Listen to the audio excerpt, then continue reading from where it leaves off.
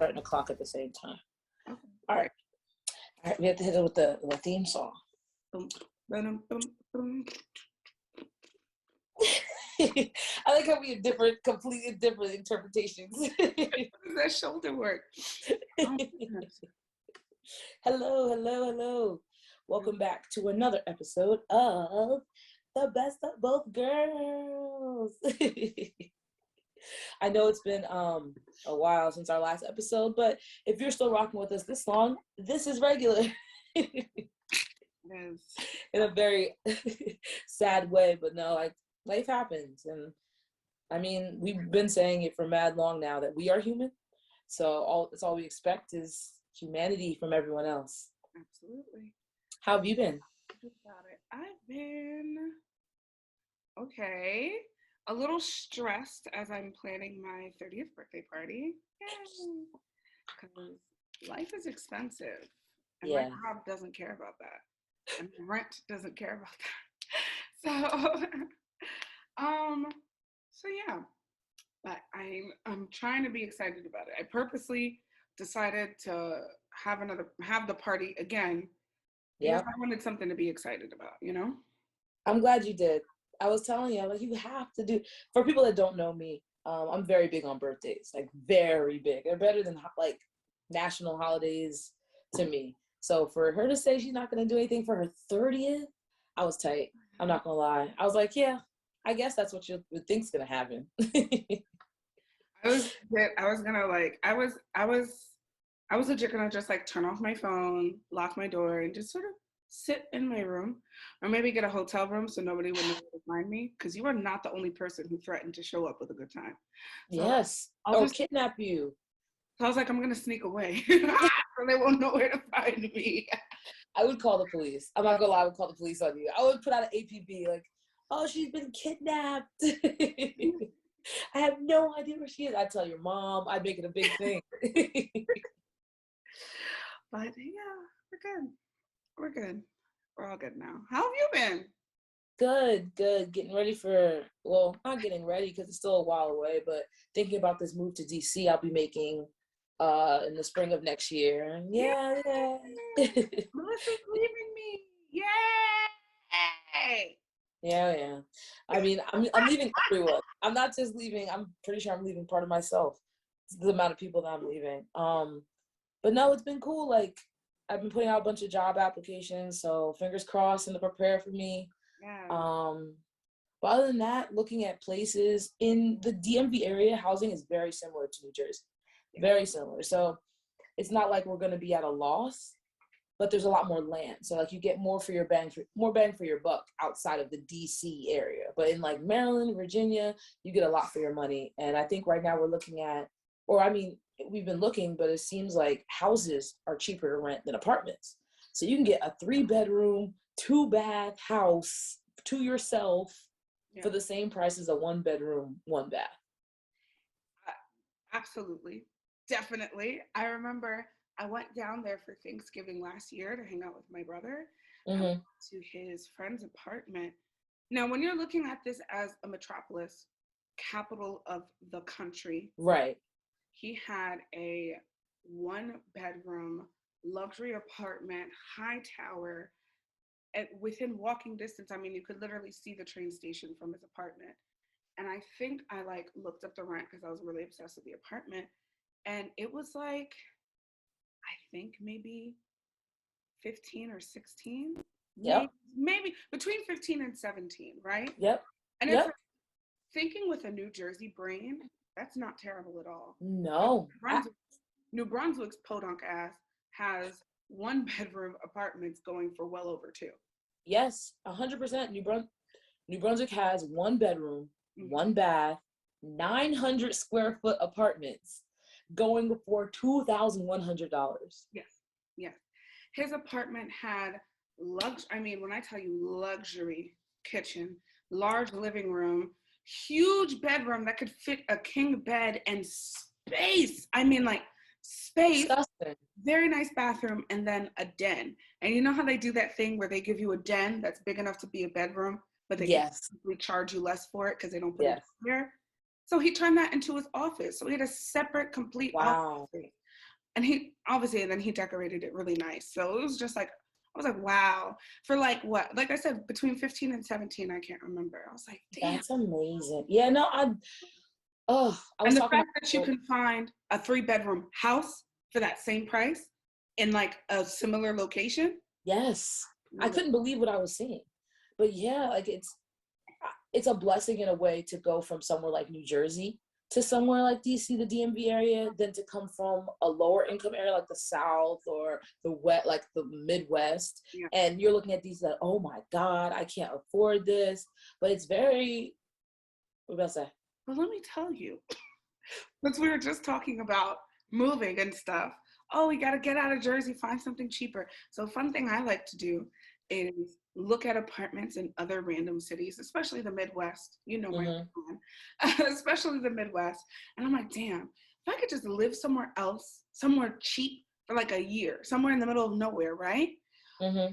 And find a decent enough job where I could pay my rent and, you know, save and get Right. together, whatever. I was like, that'd be dope. I'd go to Salt Lake City. I'd go to Nebraska. I'd go to, you know, I was like, just random, because it's like for a year or two, I don't give a shit. You know what I mean? But Kentucky? I didn't say Kentucky. But that's what I thought when you say like Nebraska. No states in the South are states in the South are no longer on my list unless I end up going to like a master's program out there.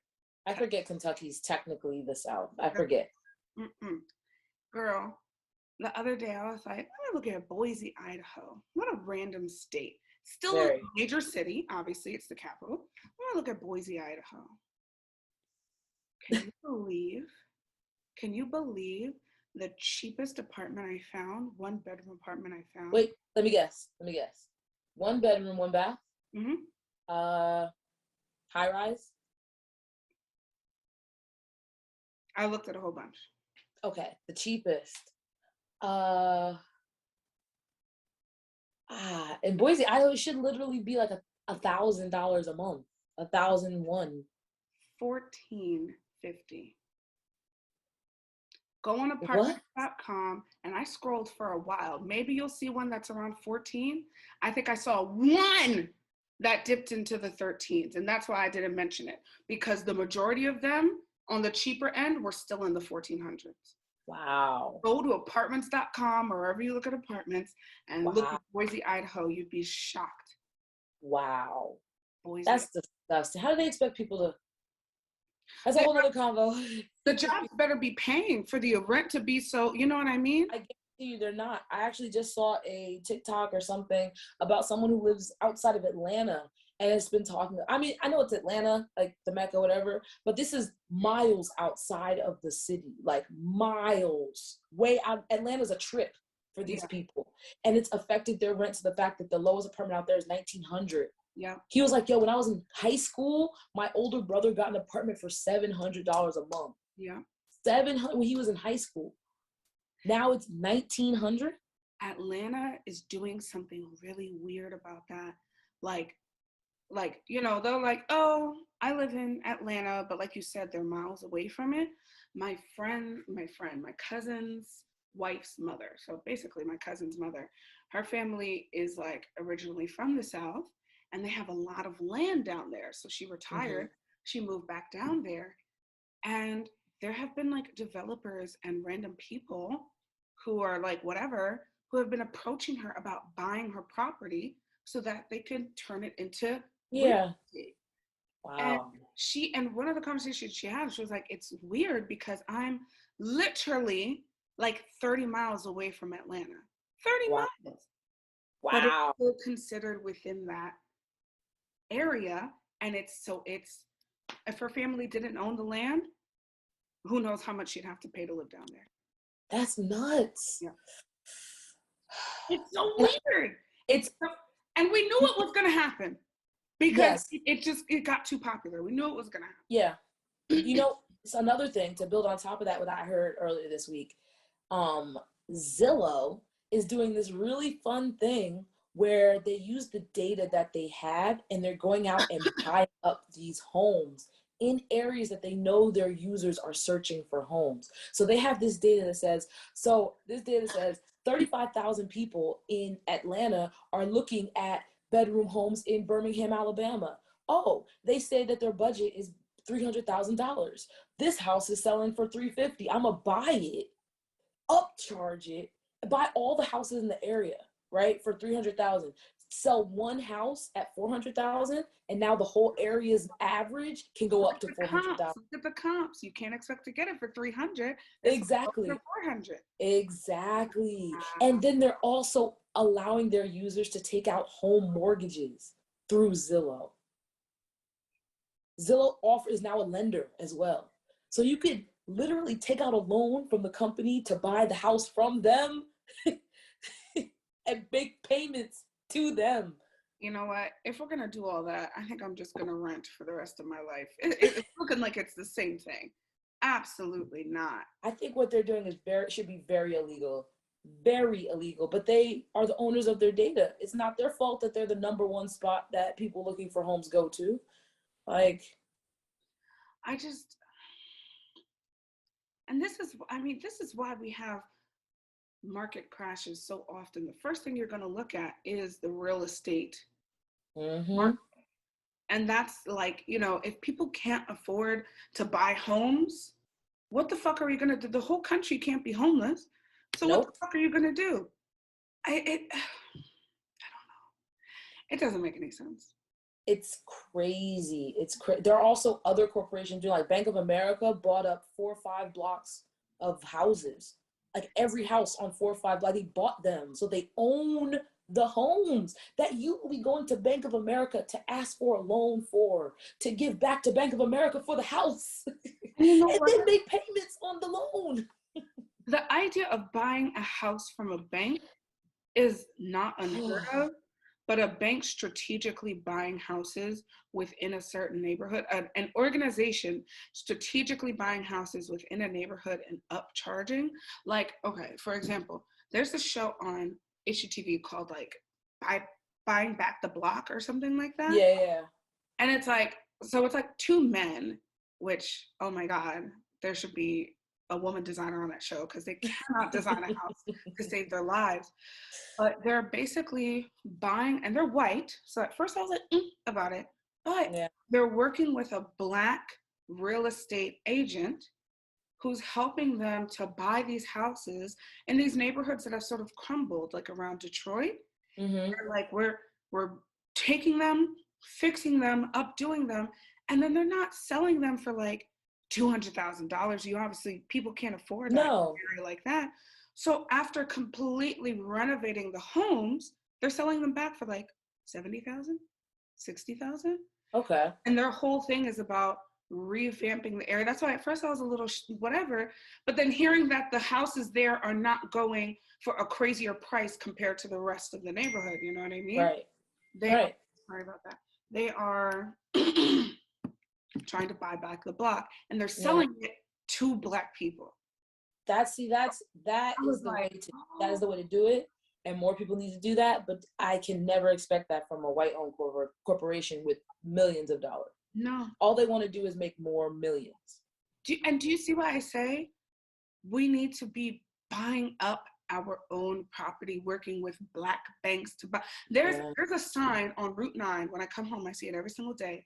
There are 47 acres worth of land for sale somewhere in New Jersey. Yeah. It's not commercial property, so it's like for real estate. Right. And I'm like, because then I live next to South Amboy, and they have like a park over there that's next to the beach, so I like to go there and walk sometimes. And like driving through South Amboy, it's such a small town. The houses are like right next to each other. The high school's right here. The elementary school's right here. The park is right there. Next to the park is the baseball field. Across the street is the football field.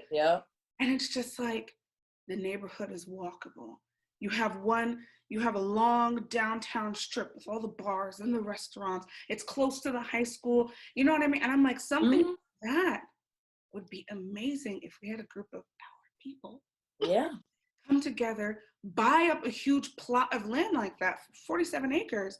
I mean, my parents' house sat on like a 1/4 acre of land. So what the neighborhoods could look like. You know what I mean? I feel like it's, on one hand, I feel like it's coming because one, I personally know so many people that are in real estate, people that are like, they're 20 something, but they'll eventually be 60 something. They'll eventually, like, get there. But on the other hand, it just doesn't, I don't think that enough Black people have Black people in mind to do that. Because even the people I know in real estate, they aren't necessarily impartial to who they are renting to. They are not like, oh, I'm going to lower this and take an L to make sure that this Black family can live in my house. They're not doing that. That's not a space that most Black people are in, because they don't have the wiggle room in when it comes to their income. Like, they're not like super rich to the point that they could just buy a house and lose money on it for the love of the game, I think there's also the idea that why would you assume you lose money if you rent to a Black person? The issue is, a white person will pay more. Yeah. Because honestly, yeah, middle-class white people accept a lot of mediocrity and pay a lot of money for it. yes, Living in Old Bridge and seeing what goes on around this town, I realized that. Remember where we just went to eat the other day? yes. Yes. Now, the shots were $5 on a regular day. I'm not mad at that. I would definitely go back there and drink. I'll tell you what. Right. But it's, the food is mediocre. Yeah. Our Walmart is disgusting. Go to the Walmart over in the near the Princeton area, if they even have them. Even the Walmart by me, it's nice. Like, I love, it's not dirty. It's a Walmart, but I know what you're saying. There's not a Whole Foods. There's a Whole Foods in Princeton. There's not a Whole Foods in Old Bridge. Like, thank you. Exactly. Look at even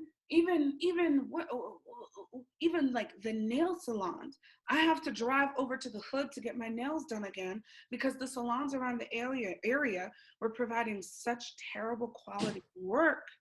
yeah. Like, so people come here like every 2 weeks to get their nails done, paying $50 for a refill for you to do that. Yeah. How But do that's I what know I'm saying. we're 2 weeks old and I just walked out the salon? Like, that's what I'm saying. Like, it's gonna take, and what I meant by take an L was, like, I was more referring to the buy back the block. Yeah, No, like, understand that. Yeah. But I just don't think that we as a people are rich enough, or maybe even care enough to do that. It's probably a little bit of both. It's probably a little bit of both. It would take a lot of restructuring mentally as well as financially. Yeah. I mean, like we said, like, even during the civil rights movement, there were a lot of Black people who were against what the civil rights movement was doing. Look at what's happening right now. We're seeing a repeat with the Black Lives Matters movement. And there are a lot of Black people who, for whatever reason, are like, I don't believe in Black Lives Matter. Nigga, did you go look in the mirror? I mean, you're against your own life mattering. You know what I mean? Like, it would take a complete restructuring of the way we think. We think the way we think because of our history in this world, specifically our history in the Western world. Yeah. America, the Caribbean, and South America. Yeah. We're all part of the diaspora, and a lot of us think the same ways separately. You know what I mean? I 100% agree. 100%. I don't know. I just think. No, it's okay. I truly think that something is eventually going to have to give. And not to use this as a segue, but I'm segueing. Since our last episode, the president announced a vaccination mandate in a lot of places, not in the whole world, not in the whole country, but it's get vaccinated or lose your job. And while my personal opinion is, while I understand why it's being done, I feel like he or whoever made that rule completely underestimated, one, the stubbornness of Americans and their love of freedom. Two, how many people really will quit or be fired for not getting vaccinated. Yeah. And how much that is really going to affect our country. Our unemployment rate's going to skyrocket. It's going to skyrocket. Yeah. And there's no more aid. Like, and of course, the other side of it is like, well, all you had to do was get vaccinated and you'd be fine. So why would we help you? To the point that people are saying online, if an unvaccinated person comes to the hospital, turn them away. Like, don't provide them any type of service since they are so skeptical about medical care or science. And as someone who's not vaccinated by choice, that's crazy. Like, that's absolutely crazy. I really hope that someone sues.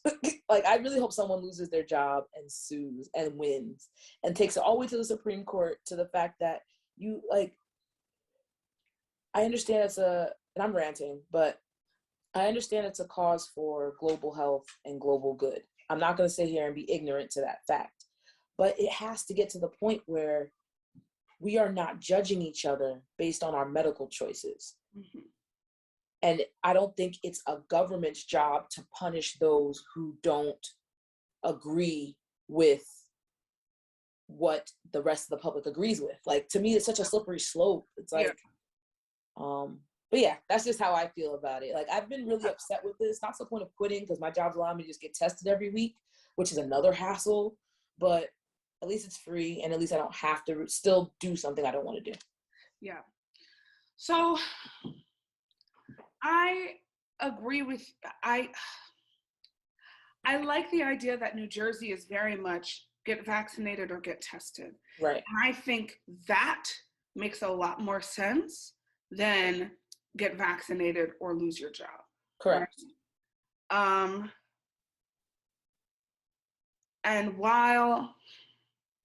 And again, I understand this country's, not white people. I don't know why they're so angry. I understand this country's populations of color being nervous about getting a vaccine, right? Mm-hmm. And like I said, if this was something like, if they came out with the vaccine and they said, but this is only for Black people, I'd be like, no. You know what I mean?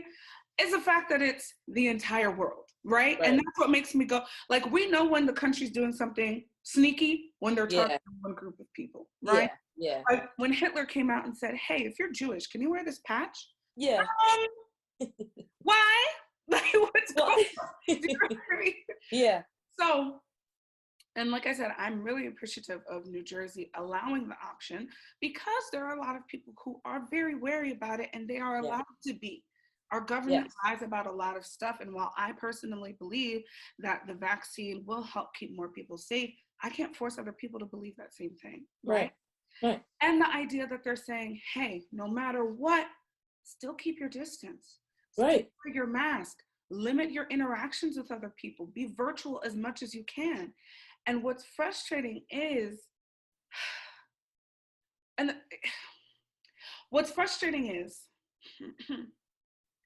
like I said, I think everyone should have the vaccinate or get tested. And not only that, I think every company should be employing nurses to be stationed at the companies to do that testing.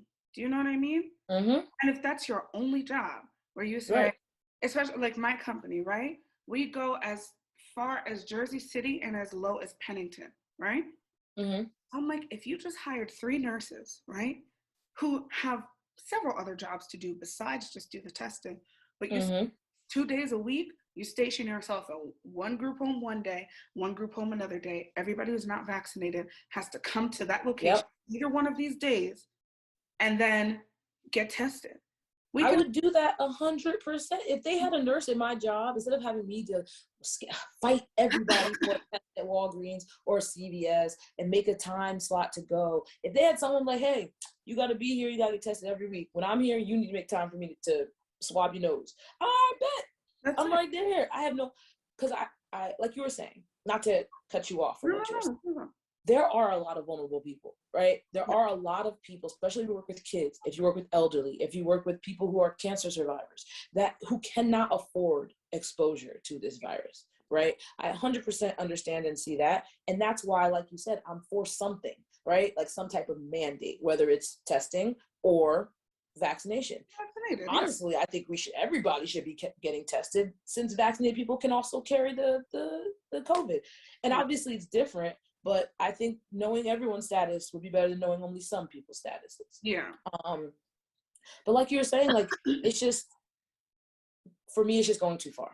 It's going too far, because you're gonna fire all these people, right, and give them no support, and they're gonna riot. Like, it's gonna cause unnecessary turmoil. And then it's like when you look at something like a specific hospital in New York, right? I forget what it was. There were like only 1% of the hospitals unvaccinated, or of this hospital system, right? Mm-hmm. vaccinated. But guess what that 1% was? Over 2,000 people. We Mm-hmm. fired over 2,000 people. And I Mm-hmm. understand that that's 1% of the entire system, but the system is not just the healthcare workers. The system is the people who work in HR, Yeah. the people who work in IT, the Yeah. people who work in, you know what I mean, who work Right. in the financial department. So when you're looking at that 2,000 number and you're like, oh shit, 1,500 of that was from the healthcare workers specifically, what the fuck Mm-hmm. do we do? Mm-hmm. What the fuck do we do? Do you know what I mean? You Yes. can't, because, and then it's like on the other side, the people who don't want to get vaccinated, you don't want to get vaccinated, that's fine, but you still have to wear your mask. Don't Yes. a vaccinated person who's like, did you hear the story about that restaurant owner somewhere in the South who says, you're not allowed to wear a mask in my restaurant because the government's trying to tell me what to do and I don't want to be told what to do by the government. See, I'm going to tell other people what they have to do. And literally see, picked out a couple who walked in there with their masks on, said, you are not welcome to dine here. see, there's levels to this. One, the media is looping everyone who's hesitant to it, like everyone together. People who are hesitant because it's a Biden vaccine, people that are hesitant because it's a Trump vaccine, people that are hesitant because there's microchips. Like they're looping us They're going to all zombies. together. This is population Yes. control. This is, They're looping together all of that with the people that are just curious if they really need it. Like they're literally looping it all together. And absolutely. it's just the vilification of being unvaccinated is disgusting. Like, and it's doing nothing Yeah. to get more people vaccinated. It's doing nothing. As someone who doesn't want to, it's not convincing me. Like, it's making me more indignant. It's making me more like, why aren't you accepting my health decision? Like, what else are you not accepting about my health decisions? Like I think Kyrie Irving or one of the basketball players that have recently come out, all Black, by the way, Mm-hmm. that have all come out against it. They said, one of the reporters, like, do you feel like there's a need for all the players to disclose their vaccination status? And the player was like, well, before COVID, you didn't ask me if I had my polio vaccine. You didn't ask me if I work, how often I worked out. You didn't ask me my blood glucose level. Like you didn't ask about my personal medical records before this. But now not only are you asking about it, but you're vilifying my decision as if you are me. Like I think that's what I hate the most about this. You know what's really frustrating about this? Quite frankly, we should, because of this capitalist system, right? Sorry, I had this like 2 weeks ago that won't go away. But because of our capitalist system that we sort of thrive on, which is a terrible system that should have been brought down centuries ago, but because of this system,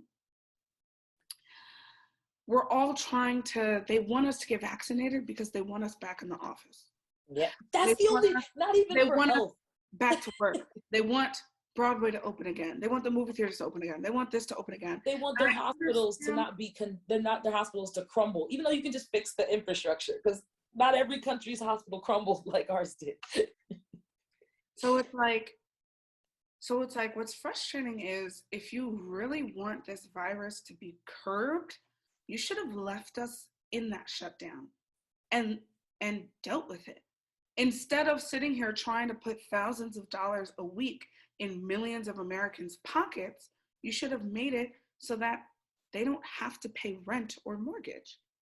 Because then if all you have to worry about is your car payment, your internet bill, and groceries, you could survive, you and your partner, off $300 or $400 a week that would normally come with your unemployment benefits. Yeah. Right? You're 100. You hit the nail on the head. They don't care about the right things. Exactly. The rush to get us back in the office. Why? We're living in unprecedented times. You're trying to push us back into normal life, but that normal life, this disease is gonna knock us back real quick. If we do something different. Yeah. And so not only having the people who are forcing you to get vaccinated, but then you have the politicians who are saying no vaccinations, but also no masks and no social distancing and no this. And I'm like, and no, by the way, also no abortions. for By some the reason. way, And no hate. don't learn about slavery and the KKK was good. Nigga, what the did that you got COVID and it fucked your brain up, huh? Mr. Governor, I'm looking at Tennessee and Texas. And you know, Yeah. I was looking at a school in Tennessee and I got real excited. I was like, damn, I'm gonna move down to Knoxville for 2 years. I didn't even know about Tennessee. They made abortions illegal as well. No, they're the ones who are saying the KKK is good and you're not allowed to talk about slavery. Texas said that too, and then about to say the abortion thing. So both of them are off my list. I don't want to get lynched. That's my thing. Like all of these pressures, all of this stuff, like increasing heat. They're opposite sides of the same coin. Do you know what I mean? Yeah, but so we can get you back to work, or go back to work anyway, but no vaccinations, no masks. No, these are both terrible. These get sick and die. Vaccinate to stay safe. Vaccinate to help our hospitals. Vaccinate to whatever. Continue to wear your mask. Stay socially distanced. Do all of that. Something's not clicking. No, it was a rush to return to normalcy. There's this part of Australia that's still in lockdown. They're still in the same lockdown that we were in March 2020. Like completely shut down. Everything. No bills and stuff, but they're holding everyone in lockdown till the whole country's at 90% vaccination rate. And I like for that, I'm like, damn, but like, can we examine what lockdown's doing to people? But the small amount of time that we had it, suicides went up, XYZ went up. Like, can we examine what we're doing though? But I'm sure there are countries supporting them in a way that it has to be, because I guess we're not hearing about them rioting. But it's like, I don't know. I feel like this is a crock pot of a riot. Like this is literally, it's too much. You can't take from people and not support. You can't give to other people and not tax. You can't kick people doing their down multiple times. It's what do they say? It's a powder keg about to yes. That's what's happening. Yeah. And it's tough because even when we were in the true lockdown, the natural world started getting back into some sort of order. And it's like when we came out and said, never mind about the lockdown, it's like we destroyed it at a faster rate. When we came back, like, oh, we got to get back to killing things. And it's like, there should not be tornadoes and floods in New Jersey the same time that there is droughts and fires in the Midwest. Hold on. I'm telling you, the earth is going to shake us like a flea. Like the earth is it's a living, breathing organism. And when an organism is attacked by a species that is doing it harm, it creates an immune system to get rid of said virus. We are the virus. Mother Nature will get rid of us before we can get rid of her. Oh, point blank, period. You said that before. I've said it before and I'll say it again. I mean, there are already reports that say if we keep going the way that we're going, especially because, first of all, America's government needs restructuring, and we've known that for centuries. Okay? And the fact that politicians are able to have say in what happens in the environment is kind of crazy, because it's like there was a whole organization created by several world governments, so it's not a government itself, that said, hey, let's do these things as a world to make sure there's a planet for us to live on. And people are outright just able to say no. And it's like, how? Because unless rich people know something we don't know, you can't take it with you. So you're really willing to let this planet burn and die just to keep money in your pocket? Yes. They actively deny it. They deny what actually is happening. And instead they're trying to find ways to make living in space viable. And I'm like, why don't you just stop doing what you're doing here so the planet can live? And it's like, I read a report that literally said, if we do not stop what we are doing, by 2050, we are going to see a radically different Earth. 2050. This was something that was thought to be centuries in the making. And now they're saying, no, it's going to happen in 2050. We're going to be almost 60. We'll have kids that are graduating high school, somewhere around there. Like, I heard that date the other day, and I was like, that's right around the corner. It was like, we go to 2022. That's in Oh wait, how old are we now? 30? Yeah. That's in 30 years. Yeah. So we'll be almost 60. Assuming our kids will be almost 30, we might be grandchildren depending on when they have kids. I'm like, That's that's, literally no time. and with the way that technology and medicine is going, we'll be nowhere near dying. No, We'll be nowhere near dying. no. So I'm like, so you mean that we're going to have to sit here on this earth for another 40, 50 years? God damn, if I make it to 100. What the fuck? But we might be sitting on this earth for another 40 to 50 years with an earth. I mean, they said the coastlines will be different because water Yeah. is rising. New Jersey won't exist anymore. New York won't exist anymore. Yep, Miami underwater. We saw what happened with Hurricane Ida. That smacked the northeast coast, and it wasn't even it wasn't even the same hurricane that hit New Orleans. It was literally multiple categories lower by the time it hit us, and we were devastated by it. Exactly. Devastated. And I already knew something was going on because remember, I don't know if you remember, because for some reason it only affected Monmouth County, which is such a bizarre county to hit. But 2 years ago, there was a storm.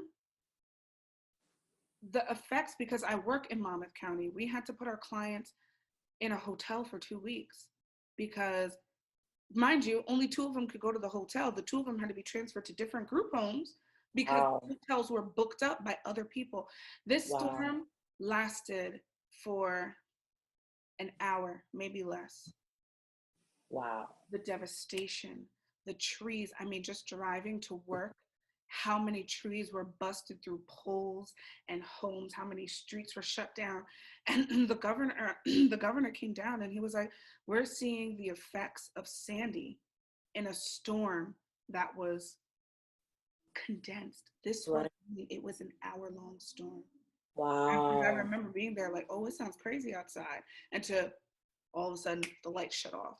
You walk out the house the next day, there's a tree covering the street. We're like, how the fuck are we gonna get home? Wow. And Yeah. I knew, I was like, that's scary. That's a problem. Because an Yeah. hour-long storm 10 years ago, maybe if there was already a loose tree and it was real windy, it would let that one down, not the entire county. And that's to build on that point. Our world, our areas are not built for consistent storm after storm after storm. One of the reasons Ida had such a big effect, because our ground was soaking wet. It was full of water already because we're getting higher than normal levels of rain.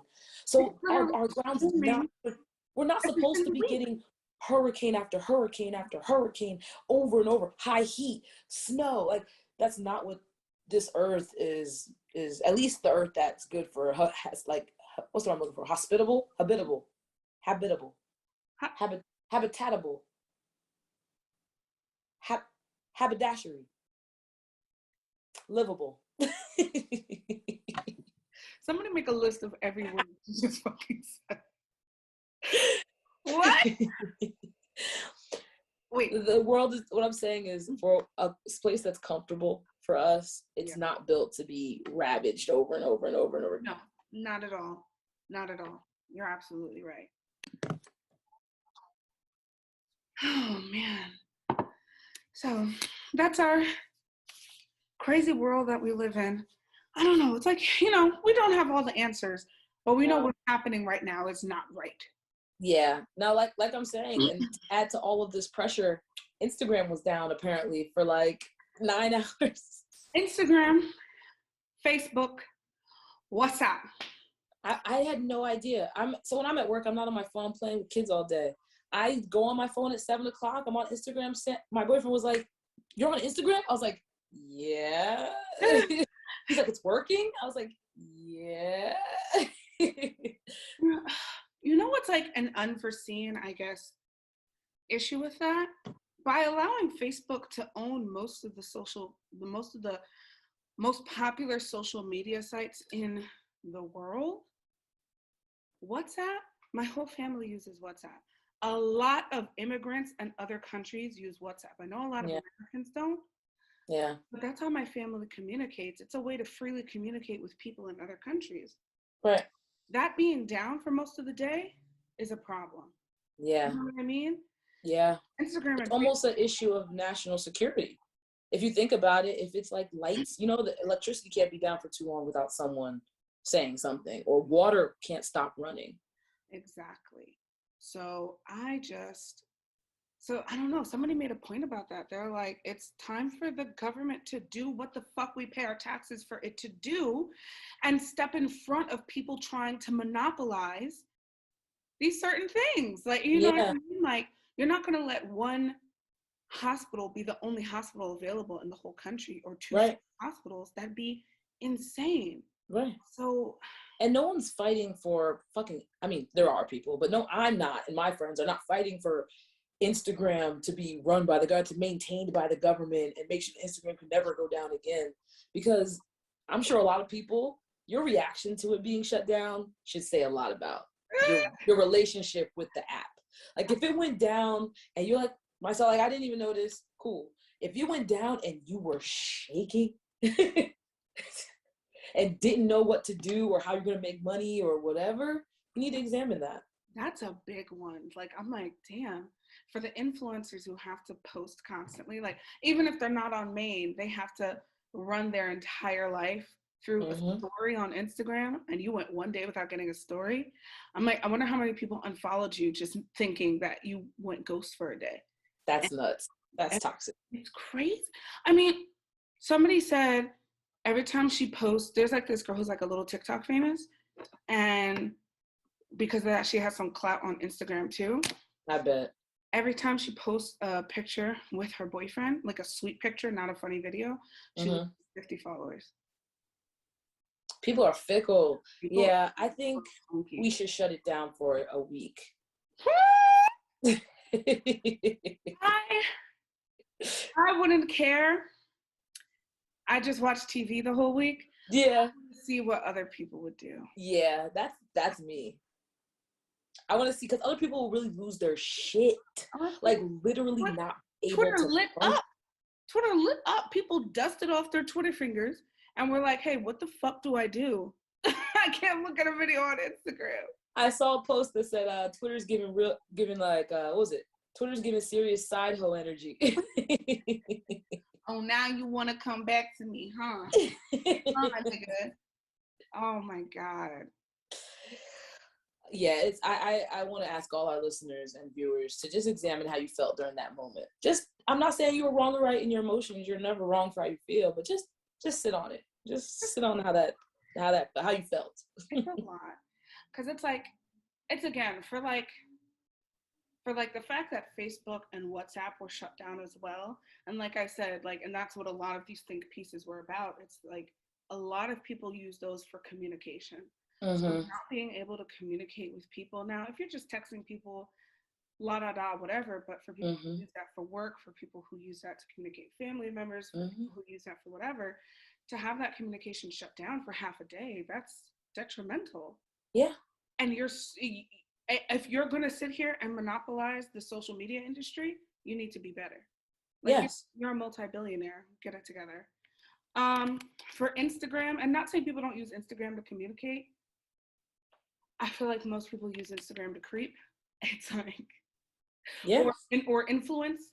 Um, No, no, I'm sorry to be distracted. I was looking up the definition of a public trust because I don't think it's the right term, but I feel like when corporations get big enough to the point that they are essential to communication, like you're saying, the government should step in and either call it a public trust or not. The same way the government stepped into Con Edison, stepped into the Rockefeller family, because they own so much of the things like the trains and the things like that.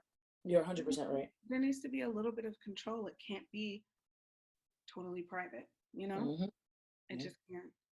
Yeah. So, oh man. But yeah, this. Oh, and not to end on a spooky note, since it's October, every single time that Instagram and Facebook has gone down, it was Mercury in retrograde. Really? Every single time in the last 8 years that it's gone down. Listen, I've heard of a lot of planets. There is something about Mercury being retrograde. Mercury. Habitable. Mercury. Mercury being in the Renegade Dance. There's something about it. There's something about it that really seems to affect the world. I mean, it's the same as like a full moon making people act funky. Like, we want to sit here and pretend it doesn't exist, but it's like, how many examples do we need to say, hey, right, this one might be true? yeah. You don't have to believe in all of it, but this one might be true. All right. What the fuck? Well, thank you, Christine, and thank you, our listeners and subscribers, for listening. It's been another great episode of The Best of Both Girls. We do have a big announcement coming up in a few episodes. We will keep y'all on your toes. So, I don't know why I did that. We will keep you on your toes. Oh my God. We're having a party soon. We're going to post on our Instagram of that party. I'm very excited for it. Oh, oh, okay. Yes, that'd be fun. We have to figure out our theme. We have to figure out the look. Not excited. I have to do my hair, and that takes 10 to 15 hours. So it's just like, why do you think I wear wraps all the time? I'm about to cut my hair again. I'm starting over. Goodbye, Christine.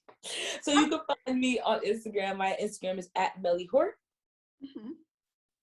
And yours? Oh, beautiful. My Instagram is @VIEVE_NOW. I should change that. I'll change it one day. You want to hit them where they can connect with both of us for the podcast? Because I never get it right. You can email us at bothgirlspodcast@gmail.com. You can follow us on Twitter. There's not much there, but follow us anyway. Why not? @bothgirlspod. And then you can, are you interpretive dancing to our ending announcement? And always catch us up on IG @bothgirlspodcast. Y'all. Oh, don't look at my kitchen. It's messy. Okay. You know what that is? Peanut butter whiskey.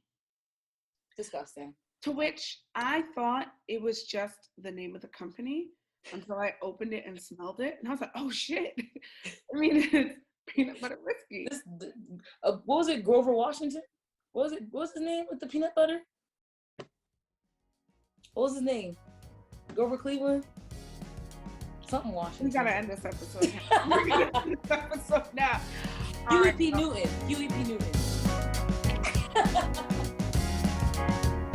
George Washington Carver. It came to me. I was being sarcastic. Goodbye.